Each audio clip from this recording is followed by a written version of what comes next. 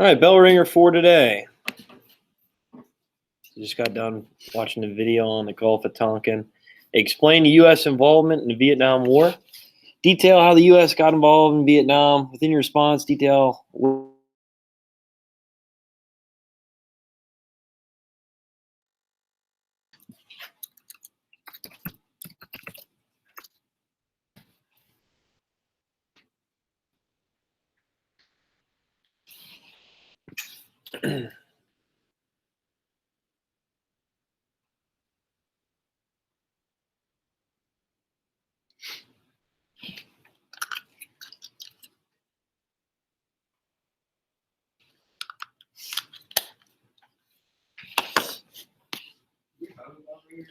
Nope.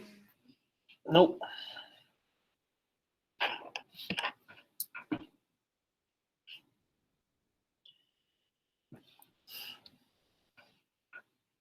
So it's going to look like a lot of vocab today, but we went over majority of them yesterday in class. So I'll put up the list, and you have a lot of those down already. I just want to make sure you have them for your list.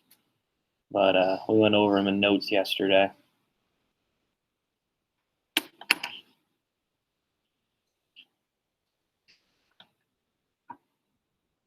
I'm gonna go back today and try to catch that sucker.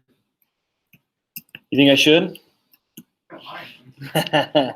What if I beat you there? More than welcome to try. Do you live in Pillow? No. Just know the spot. You see that they're saying the UFOs are real? Yeah, I see that. Let's see. I don't know. Seen this thing yesterday. Barack Obama said Yeah, he said information about aliens or UFOs that he can't tell us. Mm-hmm. Could be like that movie Battleship. You ever watch that? No, I didn't. Ever? Mm-mm. Battleship when the aliens come. Rihanna's in it? No? Wait. They're like battling up the sea. Firing ships with the alien speakers. There's not Mr. Moon. What? Battleship. Rihanna's in it. Is she? Working on the bell ringer, Angel.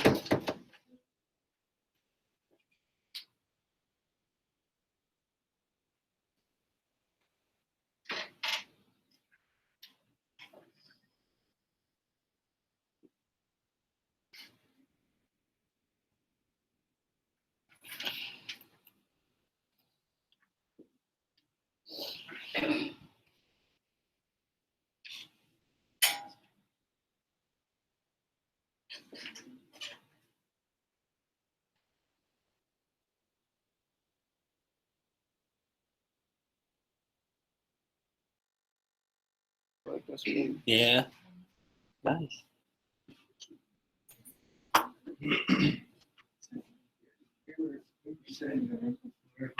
Waterfalls. You can see these two big fins come out above the water. Right down here. Big fish. So far, did you see big fish? No. This creek, probably this big. All right. All right. So what do we have here? So kind of reviewed it with the video. What pushed the U.S. to get involved in the Vietnam War here? Shikari, go ahead. Vietnamese ships or subs shooting torpedoes at the U.S. Systematics. Yeah, good job. Good job. And it looked like it was intentional almost, right? That LBJ wanted to get involved in this war, and he was sending a lot of battleships to, into North Vietnamese water up in the Gulf of Tonkin, okay, right around the, where the borders are of North Vietnam. And it was almost like he was trying to provoke the North Vietnamese to attack them, right, to get involved in this war. And one of the main reasons was why? Why did LBJ want to try to get involved in Vietnam? Why did he want to try to establish or send the United States influence to this part of the world in Southeast Asia? Cody? Yeah, containment. Good job. Good job. Containment. That policy of containment. Good, good, good. and we can maybe help establish ourselves and have an influence in South Vietnam, much like with South Korea, where we can send a lot of resources to this area to try to build it up and establish trading partners. Okay, good, good, good, good. So one of the biggest things was containment. Try to contain communism from spreading even more into Southeast Asia. Right? We know after France was pushed out of French Indochina, modern day Vietnam, that a lot of these areas in Southeast Asia could fall to communism if the United States doesn't step up, if they don't try to intervene some way. Because Laos, Thailand, Cambodia, and even Myanmar up here could be heavily influenced by China. China's right there in their backyard. Okay, does that make sense, guys? So the Gulf of Tonkin, really, LBJ is trying to poke at North Vietnam. They're sending a lot of battleships right up here. This Gulf of Tonkin, like I said, right below, okay, where China is located, and right next to North Vietnam. Trying to provoke them and firing at us to get involved, to make sure that we can present to the American public that this is a needed war and that we need to try to contain communism in this part of the world. All right, good. So North Vietnam is supported by what? Chris? Communism. Good job. Very much like North Korea. All right.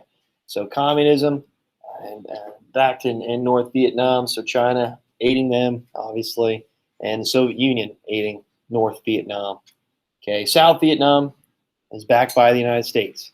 Very similar with Korea. Okay. What parallel separates North and South Vietnam? The 17th. Good job. What about Korea? 38th. Good job. Good job. Good work. Okay. So is there any questions on that, guys? And then also, what is the name of the guerrilla warfare group in South Vietnam that was supporting North Vietnam and trying to push out the United States influence in South Vietnam? Chris? Viet Cong. The Viet Cong. Good job. Good job. So they're a small band of fighters kind of interweaving themselves into the civilization, the civilians there in South Vietnam. And it's almost like a terrorist group in a way. They're constantly trying to disrupt the U.S. influence in South Vietnam, whether it's taking out roads, bridges, or just eliminating supplies, or trying to kill off as many U.S. troops and leaders as possible. Okay, good. All right, so like I said, I went over these terms yesterday, so don't be alarmed if it's a lot. Okay, I just want to make sure you guys have them. You can list them down and make sure that you have them. So again, we went over quite a bit of them yesterday. We went all the way up to Gulf of Tonkin yesterday. So the first 5, we can just list them. Yeah, you can list these and kind of go back to them. Like I said, we went over these. Well, we went to Gulf of Tonkin, yeah. So the first 5. And today we're going to go over Operation Rolling Thunder, Orange Napalm, Hawks Gun, Status Pencil. So the definition for all. Yeah, this is from yesterday and today. Okay, yesterday and today. I didn't get to it yesterday in class. My 4th and 6th period I did. I just didn't have them for this period. I went over them in the presentation, but so you guys should be familiar with them. We just reviewed them. The only thing we didn't review is Ho Chi Minh. I mean, Ho Chi Minh, we know, is that North Vietnamese leader pushing for this communist movement, communist revolutionary, to try to disband any type of European influence and Western influence from Vietnam, try to unite it, right? Trying to unite South and North Vietnam under the communist regime. Is it hot in here? Or is it just me? Oh, I feel fine. I don't know. 64. Should I open the window? You just color. It's supposed to be hotter today than it was yesterday. Yeah, mid 80s today, huh? High 80s. It was 86 yesterday. Really? Supposed to be 90 on Sunday. Really? Yeah. Jeez. Well, Saturday it's supposed to thunderstorm. So. First time I open windows out in here. It's fake news. How's this? How's this? Is that good? Maybe we'll get some more airflow. Okay, I'll give you a couple more minutes here since there's a bigger list. But. No, we did the first 5 yesterday. So we did this yesterday. Okay, today we're going to go over this. But I just want to make sure you have the list because this is the last chapter of vocab. All right.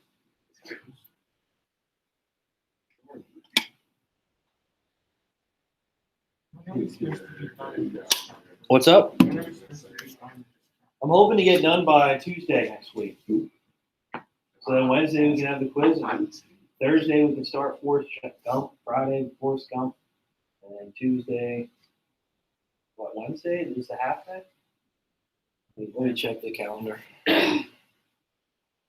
That's NCAA day. NCAA day, yeah. The 3rd is the half day, right? No, it's third. 4th we don't have score day. It's the last day. So 3rd is a half day. Yeah, we should be able to get done with Forrest I don't Gump really then have a favorite college team on the yet. 2nd. So that'd be perfect. That'd be perfect. What's your favorite college team? I don't really have one yet. Miami, man. Miami. The Hurricanes. Yeah, few favorites. They start off with Alabama this year, so that's going to be ugly. That'll be ugly. I'm a Texas fan. All right. Yeah. Back when Vince Young was there. Tennessee is fun to watch more than basketball. Tennessee. Yeah, they do like a dunk contest in the warm up. I got I wish they'd be back to being good in football. I like playing with them in NCAA, actually. Their stadium's pretty cool. Their fight song's awesome, and their uniforms are neat. Yeah, Chris Beaver, right? Chris Beaver. Coaching Texas Raiders. I'll give you another minute here because we got to get moving on here. No.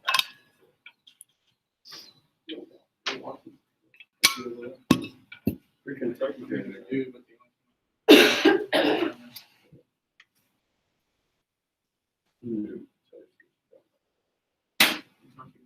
like this year, so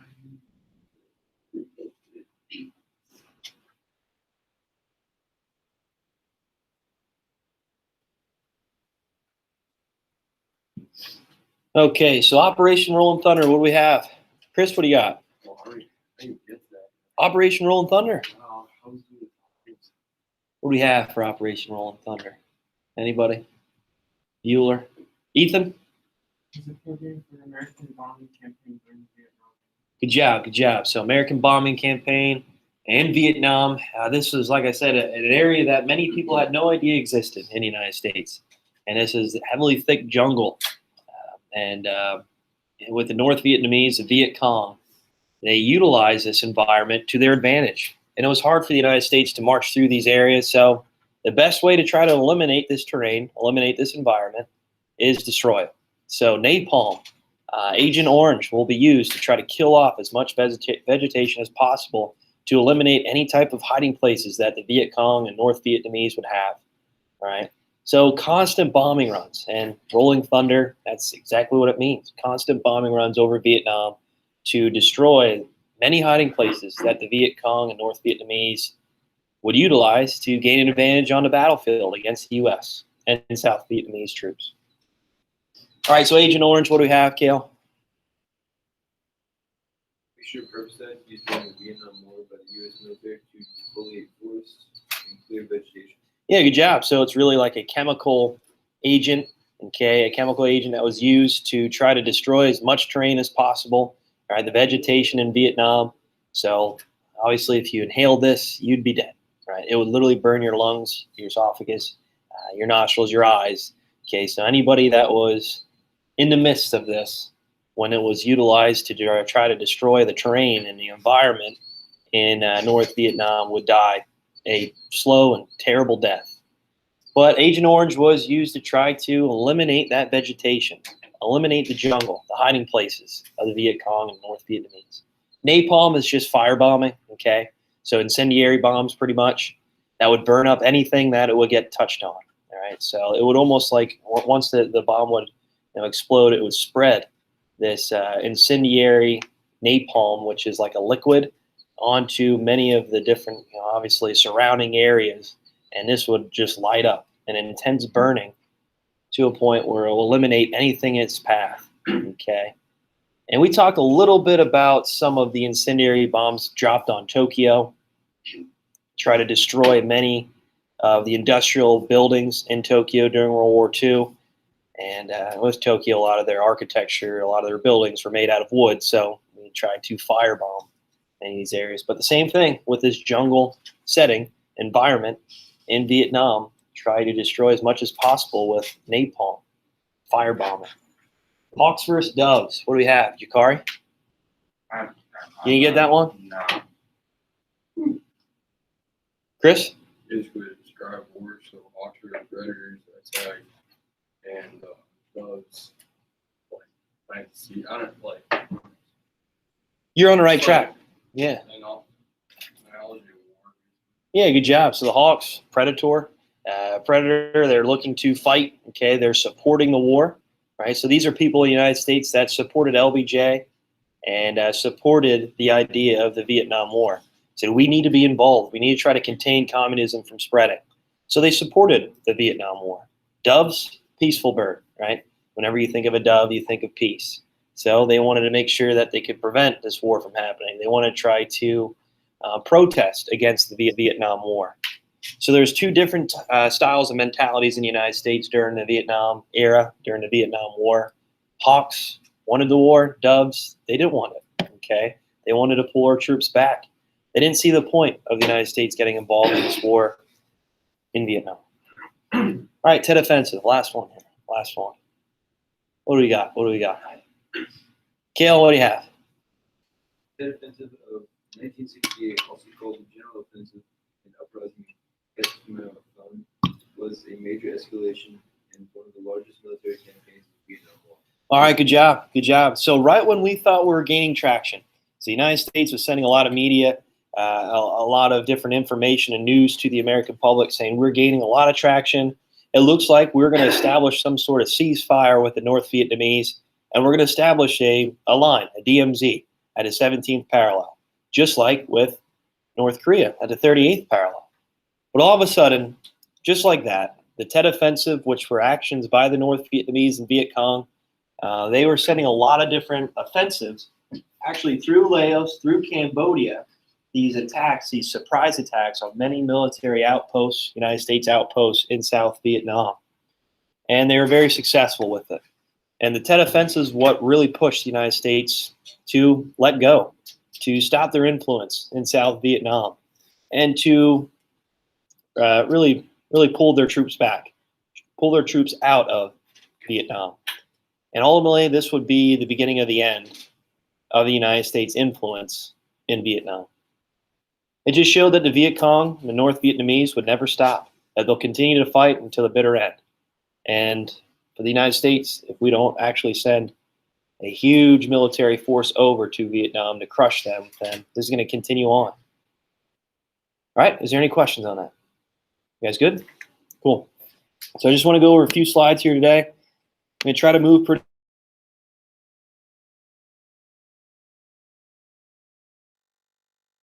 You have the PowerPoint. Does that work? Okay, I figured that would be easier. All right, so like I mentioned, JFK, even in his presidency, 1963, he was sending a lot of military advisors over to try to plan and strategize against the North Vietnamese. One of the biggest concerns, again, was the spread of communism. Okay, we want to try to contain it from spreading, especially in these areas, these smaller countries in Asia that are right next to China, pretty close to the Soviet Union, okay, and that they're just forming as nations. Like I mentioned, Vietnam, Laos, Cambodia, Thailand, they're all forming as a new country. So that means they could be influenced easily by these communist countries like China. They're right next door to them. They're right next door. And if we don't stop this, if we don't try to spread our influence to these areas, then communism would take over, no problem. All right, so LBJ, Rolling Thunder. All right, so Rolling Thunder was really this bombing campaign, initiating sending off napalm and Agent Orange to try to destroy as many of these fighters as possible. Yeah, we were far superior when it came to technology, when it came to weaponry. It wasn't even close. It wasn't even comparison. But one of the biggest issues was trying to eliminate the Viet Cong from these hiding places, from the environment. It was really, really difficult to try to accomplish any type of movements when you're constantly being attacked by a guerrilla band of fighters. Right? They're hiding in different spots of the forest, the terrain, okay, even home to home in many of these cities and villages. It was really hard to recognize who was an enemy and who was just an ordinary citizen. Women, children, even armed to the teeth to try to stop the American influence in these areas. So the best thing to do, let's just bomb the crap out of them, right? Let's just try to eliminate this forest terrain, right? Utilize these new forms of weaponry and, unfortunately, chemical warfare like Agent Orange and firebombing to destroy the terrain, destroy the jungle environment, and open up some of these hiding places to try to see and prevent many of these attacks by the Viet Cong and North Vietnamese in these areas. So if you eliminate any type of buildings, if you eliminate the forests, if you eliminate their hiding places, this will be an easy war to win. At the same time, though, do you think LBJ wants to invade heavily into North Vietnam? Why? What was one of the mistakes with Korea? What did we do, Chris? They don't want to get too sidetracked for pushing them too far from, so they don't get other countries involved. Yeah, like who? Good job. Good job. One of the biggest mistakes that we made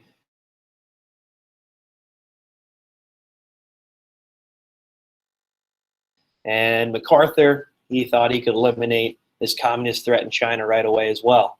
But that pushed China into the war. So to try to prevent this from happening in Vietnam, we don't want to try to be too aggressive. We don't want to try to invade into northern Vietnam because this will maybe pressure China to get involved in this war. And if that happens, this is going to be a larger war than we intended it to be. If the Soviet Union gets a little bit more involved, then this is going to be a larger war than what we intended to be, and last a little bit longer than what we would expect. But with Vietnam, it would last about a decade, 10 years. So in all reality, it was a long-lasting war, right? All right, so again, there was a heavy push to send a lot of military equipment, supplies, armaments, and troops to South Vietnam to try to contain this communistic threat. Bless you. You guys good? Okay. So war begins, like I mentioned, napalm, Agent Orange, trying to destroy as much of the terrain as possible. If you can try to eliminate these hiding places, that'd be great. And using helicopters. Yeah, helicopters were used in the Korean War, but not as effective as what we see in Vietnam. Now we can travel different groups, different divisions, army divisions into areas a lot faster, okay, a lot more efficient. And this will also help with evacuations of many people that might be injured on the battlefield. So helicopters really are used heavily in this war. And at the same time, different types of machine guns that are placed on the helicopters and obviously rockets that are placed on these helicopters, they were very useful in this war to try to push off many of the advancements or maybe offensives by the Vietnam, of the North Vietnamese and the Viet Cong. These weapons were used heavily in this war, and they were very successful. So Agent Orange, napalm, and helicopters really is what is utilized in this war the most. Again, these different bombing elements used to try to destroy the terrain, the environment, and helicopters to try to push forces into areas a lot faster or evacuate forces a lot faster. Hopefully we're not retreating, obviously, but if we can get troops on the ground in a quick, efficient way with the use of these helicopters, that's going to benefit us in this war, which it does, And helicopters used heavily today in warfare.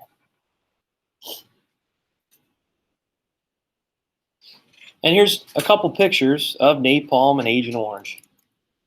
All right, so as you can see with the napalm, it's just literally firebombing, okay? Incendiary bombs, really, that are destroying large areas, different types of the environment, just burning up everything in its path. Small villages, towns, and to the point of forest area. Burning everything up to a point where it's going to eliminate any hiding places, any areas where the Viet Cong and North Vietnamese could hide. Same thing with Agent Orange. Chemical warfare, right? We're trying to make sure that chemical warfare isn't used today, which in many areas, including the Middle East, it still is. But with Agent Orange, trying to destroy the terrain, trying to kill off any vegetation and eliminate hiding places of the Viet Cong. That's literally what was one of the biggest problems for the U.S. is where's the Viet Cong, where's the North Vietnamese hiding? And like I mentioned, anybody that ingested this Agent Orange would die a slow, terrible death. Okay, in many cases, this was for not only the North Vietnamese, Viet Cong, but some U.S. troops that inhaled Agent Orange cancerous. Right, this is a heavily cancerous agent, and many people were affected by this after the war. Many veterans. And like I mentioned, here's some pictures of helicopters flying in, dropping divisions and troops off. In World War II, we had parachuters. Okay, obviously very effective. But helicopters dropping these troops off, these divisions off, really, into locations at a fast, efficient way. And at the same time, they're equipped with machine guns, equipped with rocket-propelled grenades and rocket launchers. So these were a very useful weapon on the battlefield. Transporting goods, supplies, materials, you name it. All right, so real quick, Ho Chi Minh, this is one of his famous quotes. So Ho Chi Minh described how the North Vietnamese and the Viet Cong were going to match up against literally the strongest military power in the world.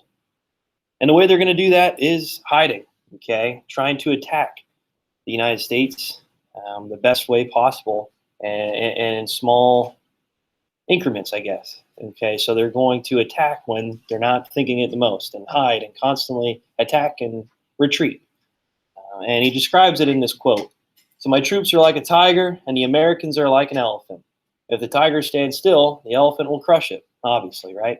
So he needs to make sure that his guerrilla band of fighters, his Viet Cong, North Vietnamese, continue attack, retreat, attack, hide, retreat.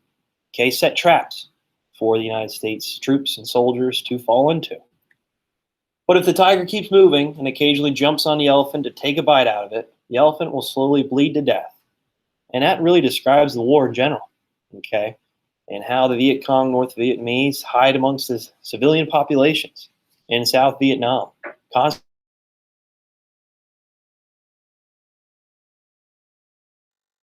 establish, and really constantly attacking them and retreating, hiding. And that's the way they're going to win this war. That's the way they're going to try to stop the United States from establishing themselves in South Vietnam. All right, so night ambushes, booby traps, small and quick attacks, hoping eventually the Americans will leave. And that's what happened, right? That's what happened. All right, so costly and frustrating. So by the end of 1965, U.S. had 184,000 troops in Vietnam, and only 636 died. But by 1968, 30,000 troops would die. Okay, so obviously this was very alarming.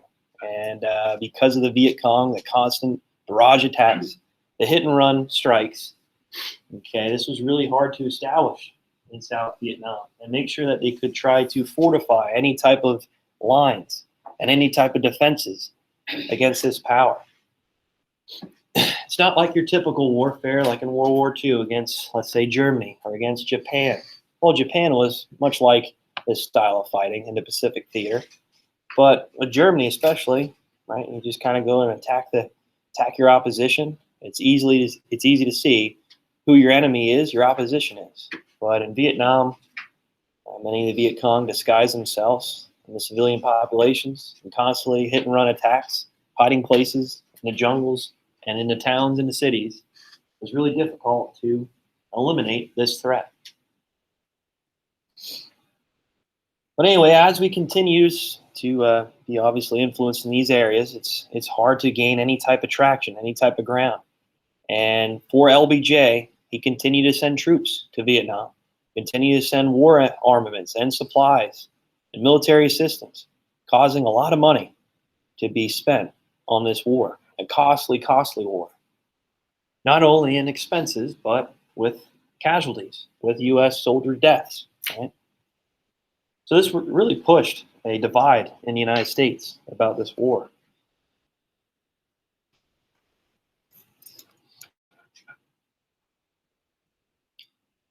All right, so this slide really describes what I was talking about with the landscape. So I'm just going to skip through it, okay? Now, the landscape obviously played a huge role with Viet Cong and North Vietnamese success, right? That's really all it states. So I'm going to keep moving on here. Here's some pictures of Vietnam, right, what this battle and this war really looked like. hiding places in the jungle, like I said, booby traps, hidden areas, constant fighting amongst these hidden areas. So you can see in the tall, high grass, it's really hard to find the Viet Cong and the North Vietnamese. And many of them hid really well in this jungle terrain, in this jungle environment. It was difficult to maneuver in this area as well. It was really muddy, humid, okay, in this tropical environment.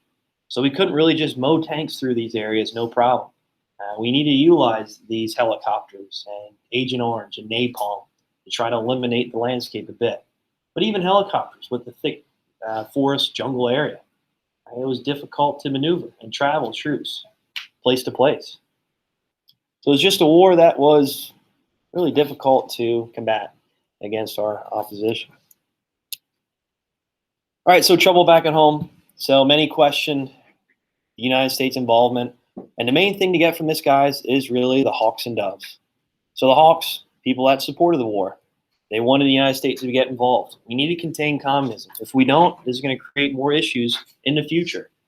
Okay? Communism will continue to spread all throughout the world if we don't step up here and try to prevent it from spreading in Southeast Asia. Who knows? It might travel even to the Middle East. Right? It might travel to Japan. Okay? Eliminate many of our allies. Okay? So we need to try to prevent this war from happening. And that's what the Hawks supported. They supported this war. Think of it, Hawks, predator, it's a bird of prey, okay, constantly hunting prey. So Doves against Johnson's war policy. So they questioned the war. They didn't want to get involved. Think of a dove as peaceful, and that's really what its symbol is, for peace. And they didn't want the United States to get involved in this war. They want to try to pull our troops out. It's a costly war. Many American soldiers are dying. The way we treat some of these soldiers in Viet Cong and North Vietnamese is terrible. And this is really the war that's first placed on news, on broadcasts, in the media. People are seeing it on their television every single day. Okay, as many of the footage, as many of the war, much of the war, the battle scenes are being presented to the American people for the first time ever. World War II, you didn't see that. World War I, you didn't see that. Vietnam, you do, right? You see the hostility, the brutality of the war, and really how bloody and brutal it is. And many people opposed it. Many people opposed it. So hostility, the atmosphere of warfare was presented to the American public for the first time ever. And that's why there was a lot of backlash against this war. Really? Because of media coverage. People visualizing and seeing what was going on.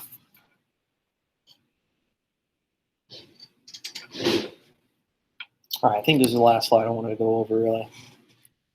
Again, there's a lot of riots, a lot of people